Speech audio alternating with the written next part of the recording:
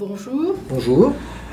Dites-nous, monsieur le maire, le projet du pôle Chat-Norier est désormais d'intérêt communautaire, puisqu'il a été voté par les instances de la CCBS, mais aussi par chacune des communes membres.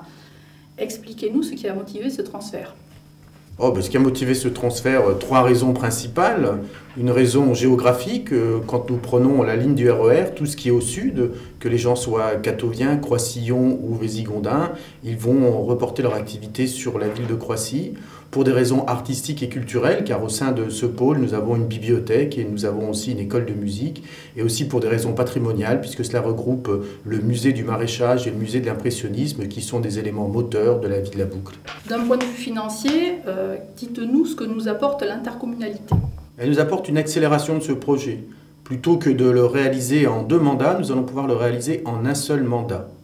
En effet, grâce à la communauté de communes, nous pouvons bénéficier d'un contrat de territoire. Ce contrat de territoire nous apporte une subvention de 45% sur un montant total de 8,9 millions d'euros.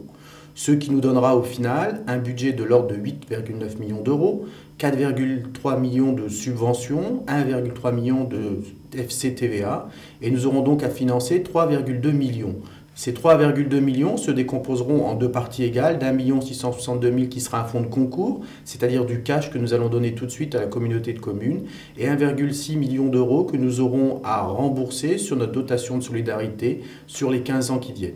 Après 2 ans quasiment de concertation avec les acteurs locaux, associations et aussi Croix-Sillon, pouvez-vous nous expliquer ce qu'on va trouver dans le pôle Chat-Norier ? On y trouvera 4 grandes parties. Un pôle artistique et culturel qui regroupera les savoirs, la lecture, la musique, les activités manuelles. Un pôle citoyen où nous retrouverons les anciens, mais aussi les jeunes et les très jeunes qui participeront à l'école de musique et à la bibliothèque. Donc un lieu de vie où se croiseront ces personnes au sein du château, des annexes, de l'orangerie, du parc et bien entendu du premier étage.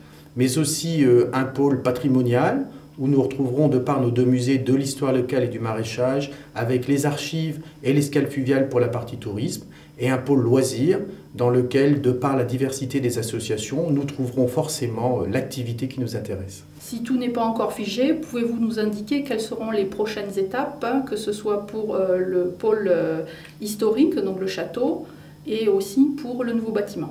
Alors les grandes étapes, bien entendu, maintenant nous attendons la délivrance du permis de construire que nous aurons fin d'année. En même moment, vers la mi-décembre, nous attendons la réunion de la commission permanente du conseil régional afin de savoir si nous obtenons ou pas la subvention de ce conseil régional. Et puis début d'année, nous aurons le lancement des appels d'offres.